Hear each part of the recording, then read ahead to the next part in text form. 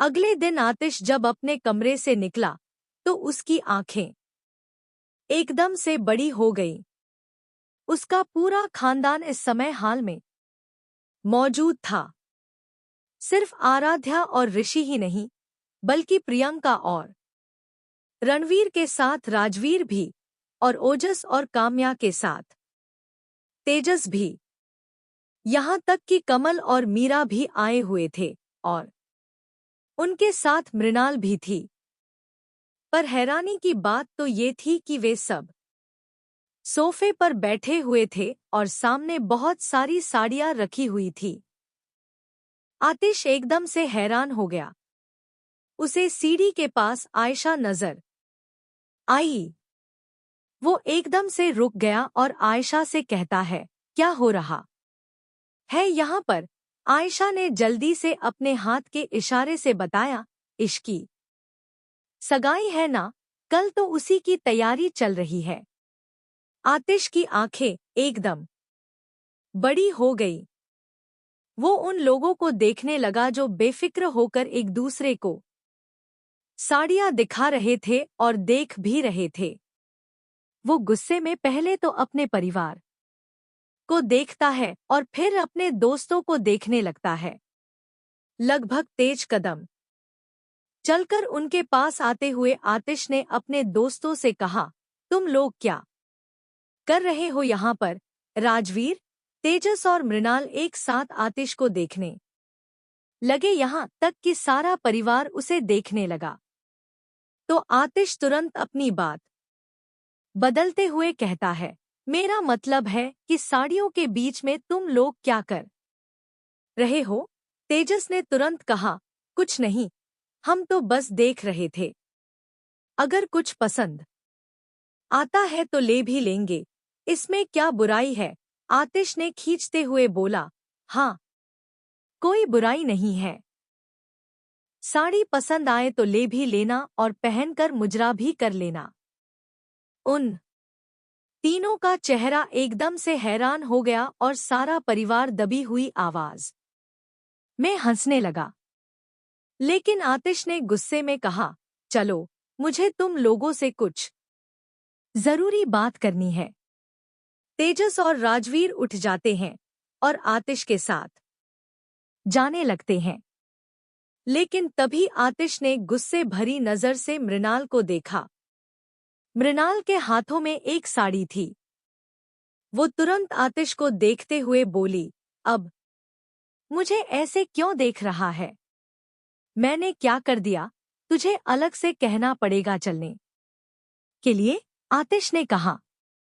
मृणाल बोली, अरे, तो तुम लोग जाकर बातें करो ना। मैं क्या करूंगी? लड़कों की बातें सुनकर मुझे यहाँ पर बैठे रहने दो। देखो यहाँ पर कितनी सारी साड़ियां हैं और मुझे तो एक दो पसंद भी आ रही है। आतिश तुरंत मृणाल के पास आता है और उसका हाथ पकड़कर उसे खींच लेता है। इससे मृणाल के हाथों से साड़ी छूटकर नीचे गिर जाती है और वो हैरानी से आतिश को देखने लगी। तो आतिश उससे कहता है, ये साड़ी वगैरह ना लड़कियों के काम है।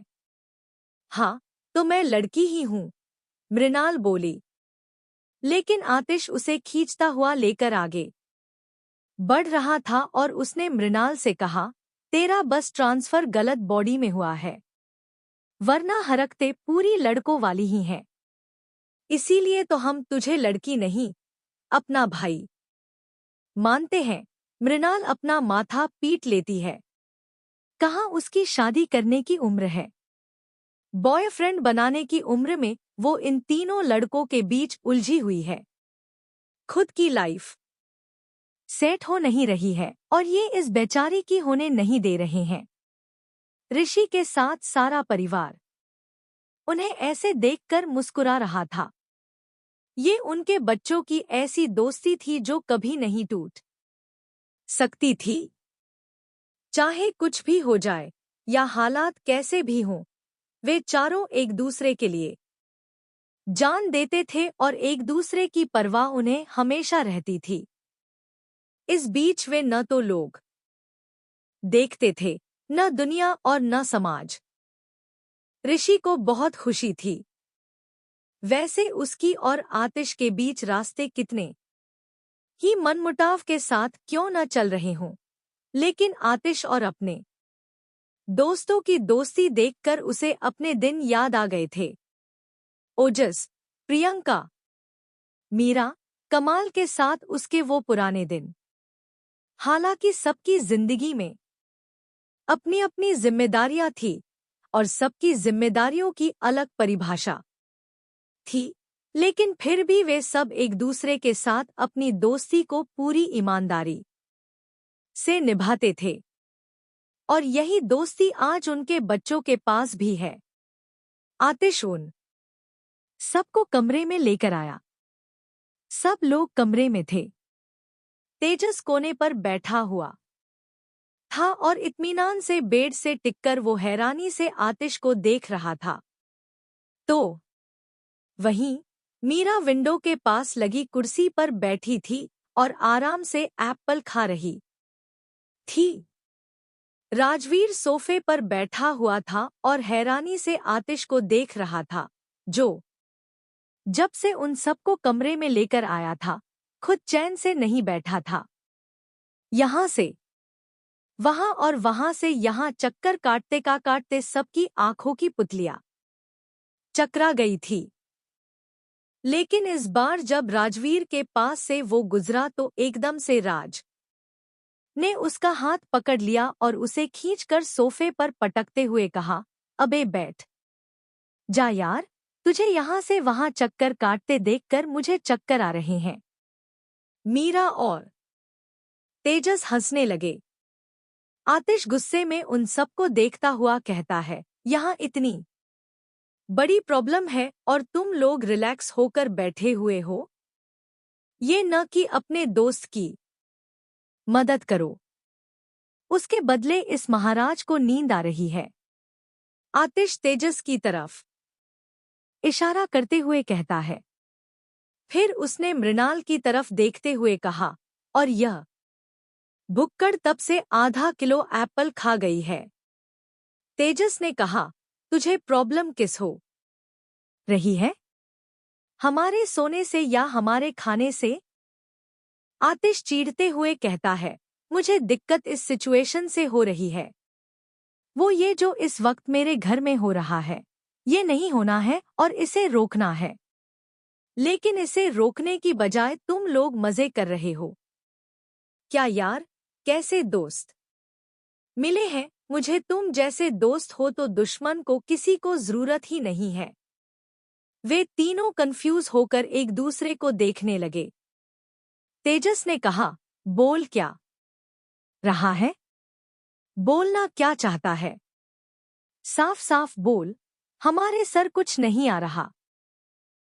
आतिश गुस्से में कहता है, क्या साफ साफ बोलूं यार, तू क्या चाहता है हम क्या करें? हम कुछ करने तो दे नहीं रहा है, राजवीर कहता है। तो आतिश और ज्यादा चीढ़ जाता है। उसने अपना सिर पीटते हुए कहा, अरे यार, कैसे दोस्त हो तुम? इतने सालों से जानते हो, उसके बाद भी मुझे ऐसा फालतू का सवाल कर रहे हो? अरे वो छिपकली, वो मेरे घर में आकर बैठ गई है और उसकी सगाई है। मैं कह रहा हूं तुम लोग इस सिचुएशन में कुछ करो। अब जाकर उन तीनों को बात समझ में आई। वे तीनों एक दूसरे को अजीब निगाहों से देखते हैं, जहां पर हंसी, मासूमियत और नौटंकी साफ नजर आ रही थी। मृणाल ने धीरे से अपना सिर नीचे टेबल पर रखा और अपने दोनों हाथ झड़ते हुए वो खड़ी होती है और बहुत ही बनावटी अंदाज में उसने आतिश से कहा, हाँ तो ये तो अच्छी बात है ना कि इश्की की शादी है। शादी तो उसे करनी ही होगी। सारी जिंदगी किसी एक इंसान के धोखे के सहारे थोड़ी ना बैठी रहेगी। मुझे तो इश्की का फैसला बिल्कुल सही लग रहा है। जल्दी से जल्दी शादी करे और निकल यहाँ से। अरे भाई, उसकी भी तो लाइफ है, उसे भी तो अपनी जिंदगी जीनी है। वैसे भी अपनी लाइफ के कई साल वो किसी पत्थर दिल के ऊपर बर्बाद कर चुकी है, लेकिन किसी को उसकी फीलिंग्स की कदर ही नहीं है। तेजस हंसकर कहता है, अब इसमें हम क्या कर सकते हैं? आतिश बोला, तुम्हें कुछ नहीं करना है, बस एक छोटा सा काम है। क्या कहा था उस छिपकली ने? शादी करेगी, सगाई करेगी? करवाता हूँ उसकी सगाई। पहली बार बिना दूल्हे की सगाई देखने में मजा आएगा। मेंशन में इश्की और अर्जुन की सगाई की तैयारी चल रही थी। सब लोग तैयारी में लगे हुए थे और इश्की भी इन सब में शामिल थी। उसके लिए भी नए नए गहने, नए कपड़े और सब कुछ आ गया था। लेकिन इसके बीच में एक चीज थी जिसे इश्की पूरी तरह से नजरअंदाज कर रही थी। वो थी आतिश की मौजूदगी। आतिश जब भी उसके सामने आता तो वो अपना रास्ता बदल लेती और रात के वक्त वो अपने कमरे में या तो आराध्या को लेकर आती या मृणाल को, ताकि रात में आतिश आकर उसे फिर से परेशान ना करे। वो आतिश के साथ अब कोई भी नजदीकी नहीं रखना चाहती थी। उसने सोच लिया था कि जितना वो आतिश से दूर रहेगी उतना ही उस के लिए अच्छा होगा। कल सगाई थी और आज की रात उसके लिए बहुत ज्यादा दर्द भरी थी। लेकिन तभी उसने देखा रात के 10 बज गए हैं और मेंशन का गेट खुलता है। तभी आतिश की गाड़ी बैकयार्ड में आकर लगती है। ये देखकर इश्की की आंखें एकदम से घबरा गई। वो तुरंत भागते हुए कॉरिडोर से बाहर निकलती है। वो मृणाल के कमरे में जाती है। मृणाल नाइट सूट पहने हुए थी। जैसे ही इश्की उसके कमरे के बाहर आकर दस्तक देती है, उबासी लेते हुए उसने दरवाजा खोला और नींद भरी आवाज में इश्की को देखते हुए कहती है, क्या हुआ इश्की? अब क्या चाहिए तुम्हें? यार सोने दो। अगर मैं नहीं सोऊंगी तो कल तुम्हारी सगाई पर मेरे चेहरे पर वो ग्लो नहीं आएगा जो दुल्हन की फ्रेंड के चेहरे पर आता है। इसके लिए मुझे मेरी नींद पूरी करनी है। इश्की ने तुरंत कहा, तुम्हें सोने की पड़ी है और यहाँ मेरी नींद उड़ी हुई है। तुम चलकर मेरे कमरे में सो जाओ ना। मृणाल ने मुंह बनाते हुए बोला, नहीं यार, तुम्हारे कमरे में मुझे नींद नहीं आती। तुम रात में सोते हुए पैर बहुत मारती हो और तुम्हारी खर्राटों की आवाज भी मुझे सोने नहीं देती है। मुझे अपना ब्यूटी स्लीप पूरा करनी है, इसलिए मैं जा रही हूँ अपने कमरे में सोने के लिए। तुम किसी और से पूछ लो। ऐसा कहते हुए उसने दरवाजा बंद कर लिया। इश्की अपना सर पीट लेती है और फिर उसे याद आता है मृणाल ने क्या कहा, मैं रात में सोते हुए खर्राटे नहीं लेती हूँ। उसने दरवाजे पर जोर से हाथ मारते हुए कहा। उसके बाद वो गुस्से में चलते हुए आराध्या के पास आती है।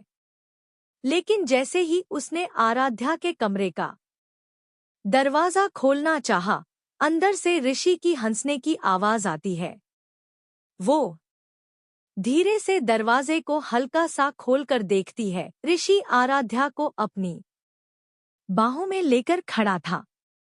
ये देखकर उसने तुरंत दरवाजा बंद कर लिया और अपने मुंह पर हाथ रखते हुए अपने सर को पीटकर कहती है, क्या यार, खुद की फटी पड़ी है तो इसका मतलब ये नहीं है कि मम्मी जी और पापा जी के रोमांस के बीच में टांग अड़ाऊंगी।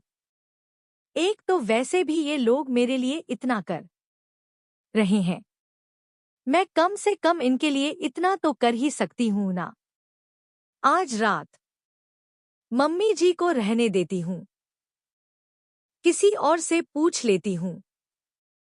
और कौन है आयशा, क्या ऐसा रुकेगी मेरे साथ?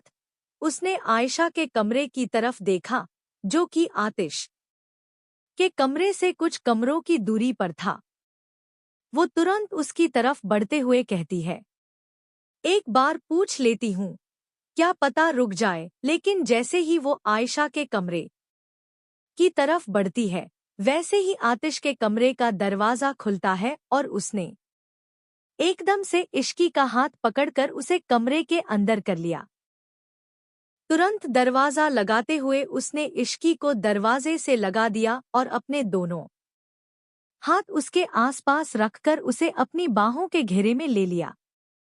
इश्की एकदम से हैरान हो गई। उसकी आंखें बड़ी हो गईं और दिल जोर से उछलने लगा। आतिश को अपनी फटी हुई आंखों से देखकर वो और ज्यादा घबरा रही थी। लेकिन आतिश मुस्कुराते हुए उसके और करीब आकर कहता है, तो मुझसे दूर जाने की प्लानिंग की जा रही है। इश्की की तो आवाज भी नहीं निकल रही थी। उसने हकलाते हुए कहा, प्लानिंग? कौन सी प्लानिंग? मैंने कोई प्लानिंग नहीं की। मुझे तो आती ही नहीं प्लानिंग करनी। मैं तो बस सोने जा रही थी। आतिश बोला, सोने जा रही थी?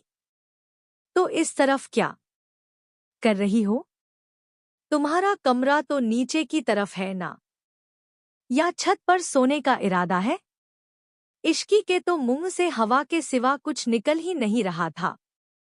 लेकिन आतिश ने उसे अपने शरीर से और थोड़ा दरवाजे पर दबाते हुए कहा, वैसे अगर तुम्हारा इरादा छत पर सोने का है भी, तो मेरी सलाह मानो तो अकेले मत सोना। छत पर ठंड बहुत हो जाती है और ठंड में ना रजाई कंबल भी काम नहीं आते। मैं हीटर लगा लूंगी। इश्की हकलाते हुए आतिश उसके चेहरे के करीब आता है और धीरे से उसके कानों के पास झुककर हस्की वॉइस में कहता है, जो गर्मी मैं तुम्हें दे सकता हूं, वो कोई हीटर नहीं दे सकता। इश्की की धड़कनें एकदम से बेकाबू हो रही थी। वो मध्यम मध्यम सांस लेते हुए आतिश को देख रही थी। आतिश ने अपना एक हाथ इश्की की कमर पर रखा। इश्की के पूरे बदन में सहरन दौड़ गई। धड़कने कमरे के माहौल में आवाज का काम करने लगी। आतिश की होंठ मुड़ गए थे। इश्की की आंखों में जज्बात होठों पर खुमारी और बढ़ती हुई धड़कने तड़प का एहसास करवा रही थी। आज इश्की को अफसोस हो रहा था कि क्यों उसने सूट नहीं पहना, बल्कि टॉप ट्राउजर पहनकर घूम रही है। अगर उसने सूट पहना होता तो आज उसे इस सिचुएशन का सामना नहीं करना पड़ता। लेकिन आतिश की नज़र से देखा जाए तो ये गलत सिचुएशन हो ही नहीं सकती थी। उसने धीरे से अपना हाथ इश्की की शर्ट के अंदर डाल दिया और उसकी कमर को पकड़ लिया। इश्की के तो पूरे शरीर में करंट लग रहा था और हर एक टच उसे 440 वोल्ट का झटका दे रही थी। आतिश उसके गालों के करीब आता है और हस्की वॉइस में बोला, क्या हुआ छिपकली? इतना घबरा क्यों रही हो? कहीं ऐसा तो नहीं कि मेरे छूने से तुम्हें कुछ कुछ हो रहा है? कुछ कुछ नहीं, बहुत कुछ हो रहा है।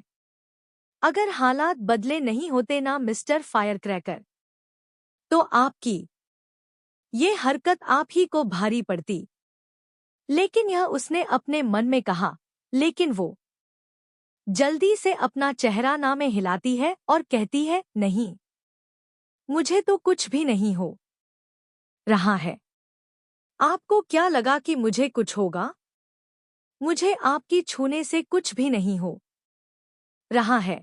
आतिश उसकी कमर पर अपनी उंगलियां बहुत ही सेंसुअल तरीके से चलाते हुए बोलता है, सच में तुम्हें मेरे छूने से कोई फर्क नहीं पड़ रहा।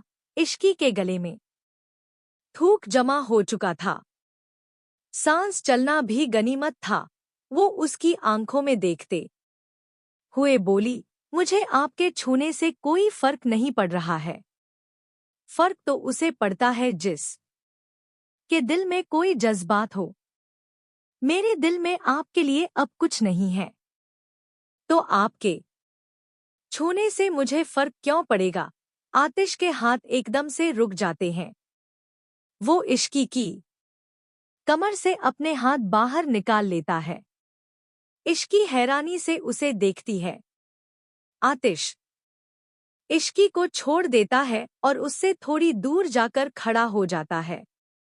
उसने अपने दोनों हाथ बांधे और इश्की को देखते हुए कहा, अगर ऐसी बात है तो ठीक है। जब तुम्हें मेरे छूने से फर्क ही नहीं पड़ता तो फिर क्या फर्क पड़ता है मैं तुम्हें कैसे हाथ लगाता हूँ? इश्की की आंखें छोटी हो गईं। क्या मतलब है आपका मिस्टर फायरक्रैकर? करना क्या चाहते हैं आप? आतिश के चेहरे पर एक डेविल स्माइल थी। मैं जो करना चाहता हूँ, अगर करने पर आया तो तुम संभाल नहीं पाओगी। इसीलिए जाओ अपने कमरे में जाकर आराम करो और इंतजार करो। इश्की घबराते हुए, आप मेरे कमरे में तो नहीं आएंगे ना? आतिश उसके चेहरे के पास अपना चेहरा एकदम से लाकर, जिससे इश्की का चेहरा एकदम सॉफ्ट हो जाता है, उसकी नाक के पास अपनी नाक रगड़ते हुए बोला, अगर मैं आया तो रोक लगी मुझे? वैसे भी ये मेरा घर है और यहाँ की हर खिड़की हर दीवार को मैं अच्छी तरह से जानता हूँ। लेकिन फिर भी तुम ज्यादा परेशान न हो, इसीलिए पहले से ही कह रहा हूँ, बालकनी खुली रखना। इश्की अपने कमरे पर बैठी हुई थी और बार बार उसकी नजरें बालकनी की तरफ जा रही थी, जैसे उसे बेसब्री से किसी का इंतजार हो। जब से कमरे में आई थी तब से ही उसने अपने रूम को बंद कर लिया था।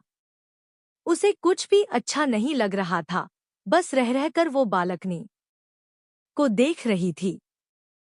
उसके दिमाग ने 1000 बार कह दिया था कि बालकनी बंद कर दे, लेकिन दिल है कि मानता नहीं। रात के करीब 2 बज रहे थे और इश्की अभी भी अपने कमरे में इधर-उधर चक्कर लगा रही थी। आतिश अब तक नहीं आया था। अब तो इश्की ने सोच लिया कि शायद आतिश ने उसके साथ मजाक किया है और इश्की को तड़पाना उसकी आदत हो गई है। इसी वजह से वो गुस्से में बालकनी में जाती है और उसका दरवाजा बंद करके वापस बेड पर आ जाती है। बेड पर हेडरेस्ट से सिर टिकाकर वो अपनी आंखें बंद कर लेती है और अपने मन में आतिश को भला बुरा कहने लगती है। आप झूठे हैं मिस्टर फायरक्रैकर, दगाबाज है। आपको हमेशा से ही मेरे साथ खेल खेलने में मजा आता है, मुझे तड़पाने में मजा आता है। आप अच्छी तरह से जानते हैं कल मेरी सगाई है और मुझे जल्दी सोना भी था, लेकिन नहीं, आपने मुझे फिर से परेशान किया ताकि मैं कल सुबह जल्दी ना उठ सकूं और मेरी सगाई ना हो। लेकिन ऐसा नहीं हो सकता, मैं तो सगाई करके ही रहूंगी। वैसे भी इतना खूबसूरत लहंगा आया है मेरा, उसे जरूर पहनूंगी और आपकी आंखों के सामने सगाई करूंगी। वो ये सब अपने मन में कह रही थी, पर तभी उसे अपने गोद में कुछ भारीपन सा महसूस हुआ। उसने तुरंत अपनी आंखें खोली तो देखा कि आतिश का सिर उसकी गोद में था। एक पल के लिए तो इश्की की धड़कनें ही रुक गईं। वो कांपते हुए आतिश को देखने लगी। आतिश ने भी अपना चेहरा उसके पेट से लगाते हुए कहा, सॉरी, ऑफिस का एक काम खत्म कर रहा था, घड़ी पर ध्यान ही नहीं गया। उसके मुंह से सॉरी सुनकर इश्की बहुत ज्यादा हैरान हो गई। उसे कुछ अजीब लगने लगा। उसे आतिश की आवाज में कुछ महसूस हो रहा था, लेकिन तभी उसे एहसास हुआ कि आतिश इस वक्त उसके कमरे में है, उसके बेड पर है और उसके गोद में सर रखे हुए है। वो तुरंत आतिश को धक्का दे देती है। आतिश संभल नहीं पाता और एक झटके से उसकी गोद से ही नहीं बल्कि पलंग से भी नीचे गिर जाता है। इश्की तुरंत अपने मुंह पर हाथ रख लेती है। आतिश अपने कंधे को मसलते हुए फर्श पर बैठ जाता है और आंखें पलटते हुए इश्की को देखकर कहता है, ऐसे कौन करता है भूत? अब भूत हूं मैं या फिर आपको कोई जादू टोना आता है? इश्की ने हैरानी से कहा। आतिश की आंखें छोटी हो गई। उसने तीखी नजर से इश्की को देखते हुए कहा, पागल हो गई हो क्या? या शादी की एक्साइटमेंट में दिमाग खराब हो गया है? मैं तुम्हें जादूगर नजर आता हूं, और अगर मुझे कोई जादू आता भी ना तो सबसे पहले तुम्हारे पर करता। इश्की ने तुरंत उसे उंगली दिखाते हुए कहा, खबरदार मिस्टर फायरक्रैकर, जो आपने मुझ पर वैश्वीकरण किया तो वशीकरण, उसे वशीकरण कहते हैं। आतिश उसे करेक्ट करता है तो इश्की ने कहा, वो जो भी है वो मुझ पर करने की कोशिश मत करना, और आपको सच में कोई जादू टोना आता है तभी तो आप मेरे कमरे में आए हैं, वरना। दरवाजा और बालकनी इतना कहकर इश्की चुप हो जाती है, क्योंकि उसकी नजर बालकनी पर पड़ी जिसका दरवाजा खुला हुआ था। वह हैरानी से बोली, ये खुला कैसे गया? मैंने तो बंद किया था। आतिश मुस्कुराते हुए उठकर खड़ा हो जाता है और कहता है, मैंने तुमसे कहा था ना छिपकली, ये मेरा घर है। यहाँ की हर खिड़की, हर दरवाजा, हर दीवार मेरे इशारे पर चलती है। इश्की गुस्से में अपने दोनों हाथ बांध लेती है और चेहरा दूसरी तरफ कर लेती है। आतिश उसके पास पलंग पर बैठ जाता है और कहता है, गुस्सा आ रहा है? मुझ पर नाराज हो? मुझसे नफरत करती हो? मुझे छोड़कर जाना चाहती हो? इश्की घबरा जाती है। वो हल्के हल्के चेहरे को घुमाकर आतिश की तरफ देखती है, पर अगले ही पल आतिश के चेहरे पर गुस्से भरे भाव आ जाते हैं। वो अचानक इश्की की बाजू पकड़कर उसे अपनी तरफ घुमाता है और कहता है, सोचना भी मत। इश्की की घबराहट और बढ़ जाती है। उसके चेहरे के भाव और मासूम हो जाते हैं। वो हल्की सी रोती हुई आवाज में कहती है, छोड़िए मिस्टर फायरक्रैकर, मेरा हाथ दर्द हो रहा है। आतिश उसका हाथ छोड़ देता है, लेकिन उसकी आंखों में देखते हुए कहता है, और ये जो तुम्हारे चक्कर में मैं परेशान हो रहा हूं, उसकी वजह से मेरा सर दर्द हो रहा है। इससे पहले इश्की कुछ समझ पाती, आतिश फिर से उसकी गोद में सिर रखकर लेट जाता है। उसने आंखें बंद कर ली और सीने पर दोनों हाथ बांधते हुए बोला, चलो मेरा सर दबाओ। इश्की हैरानी से बोली, पर मैं आपका सर कैसे दबा सकती हूँ? हाथों से दबाओ छिपकली। आम तौर पर लोग हाथों से ही सर दबाते हैं। तुम्हारे पास कोई और तरीका है तो अपना लो, लेकिन मेरा सर का दर्द कम कर दो बस। आतिश ने कहा, पर आपको सर दर्द क्यों हो रहा है? इश्की ने मासूमियत से पूछा। आतिश फ्रस्ट्रेटेड हो गया। वो बैठकर अपना माथा पीटते हुए बोला, कैसे नहीं होगा? सारा दिन घर वालों की नौटंकी देखता हूं। ऑफिस जाऊं तो ऑफिस का काम अलग, और ऊपर से जब घर आता हूं तो सुकून नहीं मिलता। इतनी सारी टेंशन में इंसान को सर दर्द ही होगा, ना कि पेट दर्द होगा। इश्की उसे हैरानी से देखती है। पहले उसके सिर को देखती है, जहां सच में उसकी नसें उभर रही थी। फिर उसकी नजर आतिश के पेट पर जाती है। वो गौर से देखते हुए बोली, आपने खाना नहीं खाया है ना, और पानी भी नहीं पिया है। आतिश एकदम से शांत हो जाता है। सच में इश्की सिर्फ उसके एक्सप्रेशन देखकर और उसकी बातों से ही समझ गई थी कि उसे क्या परेशानी है। वो चुप रहा। इश्की तुरंत बोली, सच बताइए मिस्टर फायरक्रैकर, आपने सुबह से कुछ खाया नहीं है ना? इसलिए आप चिड़चिड़े हो रहे हैं, और पानी नहीं पीने की वजह से आपको डिहाइड्रेशन हो गई है। तभी सर दर्द हो रहा है। आतिश ने दूसरी तरफ चेहरा कर लिया और गहरी सांस छोड़ते हुए कहा, अब जब इतना जानती ही हो मुझे, तो फिर करो मेरी प्रॉब्लम का इलाज। इश्की हैरानी से बोली, इसमें मैं क्या कर सकती हूँ? आतिश ने तुरंत कहा, तुम ही कर सकती हो। जाओ, जाकर मेरे लिए कुछ खाने को बनाओ, क्योंकि सच में तुम्हारे टेंशन की वजह से मैंने सुबह से कुछ नहीं खाया है। अब इससे पहले कि मैं तुम्हें कच्चा खा जाऊं, जाकर मेरे लिए कुछ बना कर ले आओ। इश्की हैरानी से आतिश को देखकर बोली, क्या मैं आपके लिए खाना बनाऊं? लेकिन मैं खाना क्यों बनाऊंगी? आतिश ने भी जवाब दिया, क्यों? बोल तो ऐसे रही हो जैसे पहली बार बना रही हो। पहले भी तो लाई हो मेरे लिए खाना बनाकर, लेकिन आप खाते थोड़ी ना थे, मुझे डांटते थे। इश्की ने कहा।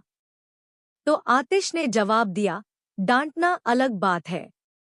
किसने कहा मैं तुम्हारे हाथों का खाना खाता नहीं था?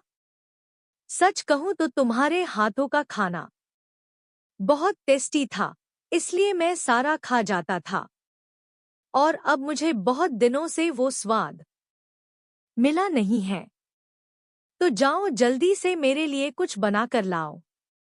इश्की के चेहरे पर अभी भी घबराहट थी, लेकिन आतिश उसकी घबराहट देखकर उसे ताना मारते हुए कहता है, सोच लो छिपकली, या तो मेरे लिए कुछ बनाकर ले आओ ताकि मैं तुम्हारी जान न खाऊं, क्योंकि भूख के मारे मेरा दिमाग काम नहीं कर रहा है, या फिर मैं सारी रात यहीं बैठा रहूंगा, ताकि सुबह दरवाजा खुलते ही लोग हम दोनों को एक कमरे में देखें। इश्की की आंखें बड़ी हो गईं। वो एकदम से बोल पड़ी, बिल्कुल नहीं, आपके लिए कुछ बनाना ही है ना? ठीक है, मैं बनाकर लाती हूँ, पर यहाँ से हिलना भी मत। आतिश ने कंधे उचकाकर मुस्कुराया और हाँ मैं सर हिलाया। इश्की बेड से नीचे उतरी और अपना स्लीपर पहनकर दरवाजे की तरफ बढ़ी, लेकिन जैसे ही उसने दरवाजे पर हाथ रखा, वो एकदम से आतिश की तरफ पलटकर बोली, लेकिन इतनी रात को अगर किसी ने मुझे किचन में काम करते हुए देखा तो मुझसे सवाल नहीं करेगा क्या? आतिश के चेहरे पर सामान्य भाव थे। वो अपने दोनों हाथ बांधकर जवाब देता है, मेरा पूरा खानदान घोड़े, गधे और अस्तबल बेचकर सोता है। रात के इस वक्त अगर बम भी फट जाए ना, तो भी कोई नहीं उठेगा, सिवाय मेरी माँ के। इश्की ने हाँ में सर हिलाया और कमरे से निकलकर किचन में चली गई। हालांकि आतिश ने कह दिया था कि इस वक्त कोई नहीं जागेगा, लेकिन फिर भी इश्की रिस्क नहीं लेना चाहती थी। वो धीरे धीरे किचन में आई और वहां इमरजेंसी लाइट ऑन की, क्योंकि पूरी रोशनी में काम करते हुए अगर उसे किसी ने देख लिया तो प्रॉब्लम हो जाएगी। किचन में आकर वो और ज्यादा कंफ्यूज हो गई। उसे कुछ ऐसा बनाना था जो जल्दी बन जाए, ताकि वो जल्दी से आतिश को खिलाकर रफादफा कर दे। इधर उधर देखने के बाद उसकी नज़र एक कंटेनर पर गई। जब उसने उसे खोला तो उसमें जो पहली चीज नजर आई वो थी रामियन नूडल, एक कोरियन नूडल। अपने सामने रामियन देखकर इश्की की आंखों में चमक आ गई, क्योंकि ये लगभग मैगी जैसी ही होती है, बस थोड़े ज्यादा मसालों के साथ। और आजकल कोरियन ट्रेंड जितना चल रहा है, कोरियन फूड भी उतना ही ट्रेंडिंग है। यहाँ तक कि इस घर में रामियन का होना भी इश्की की वजह से ही था, क्योंकि मैडम को इन कोरियन सीरीज, ड्रामा और म्यूजिक का बहुत शौक हो गया है।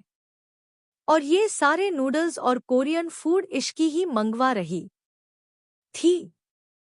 पर अभी तक उसने ये नूडल्स खुद नहीं खाए थे, लेकिन अब लगता था कि उसे पहला कोरियन फूड आतिश के लिए ही बनाना होगा।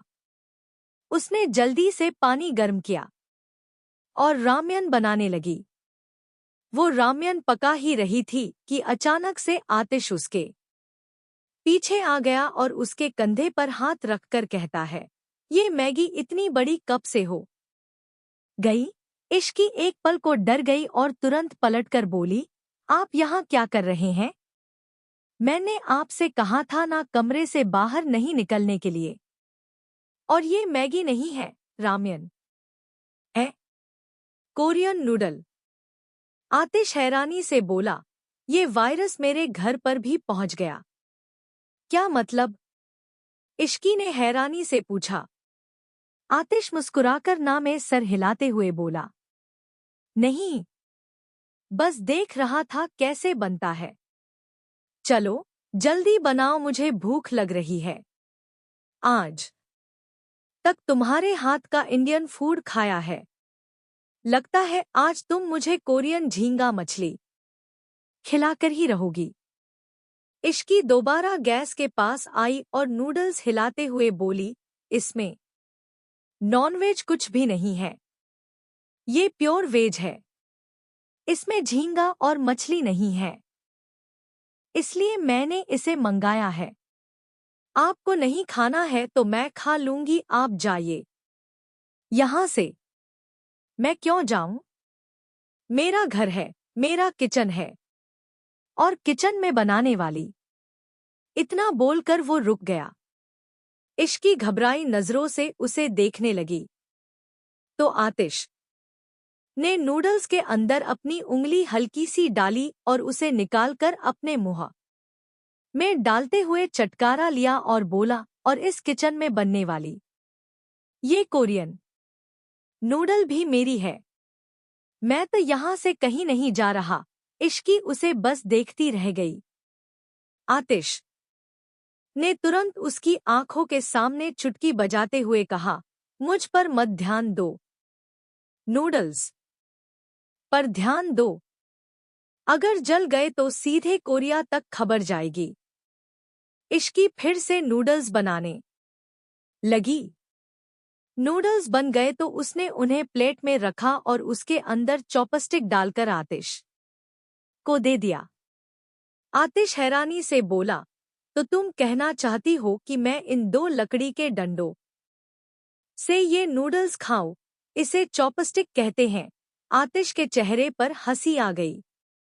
उसने इश्की के हाथों से प्लेट ली और मन में बोला, बेचारा अर्जुन क्या क्या अरमान लेकर इससे शादी करने के सपने देख रहा है। पर उसे क्या पता, शादी के बाद उसके घर में मास्टर शेफ आने वाली है। इससे पहले कि आतिश नूडल्स का एक टेस्ट ले भी पाता, उसने देखा कि इश्की वहां से चली गई है। वो हैरान रह गया। इश्की चुपचाप उसके हाथों में नूडल्स की प्लेट थमाकर किचन से बाहर चली गई थी।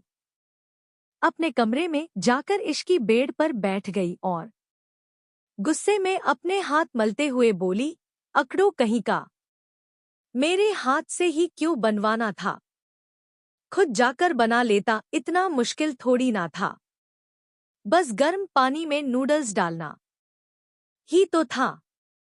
बस मुझे परेशान करना है। सुबह होने वाली है और मैं अब तक सोई भी नहीं हूं।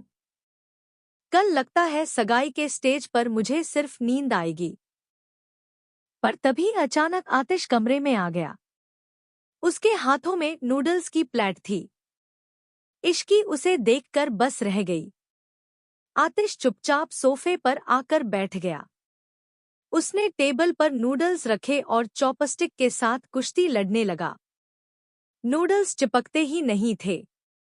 वो न जाने कितनी बार उन्हें चॉपस्टिक पर लपेटने की कोशिश करता, लेकिन न नूडल्स लपेट रहे थे न खाने को बन पा रहे थे।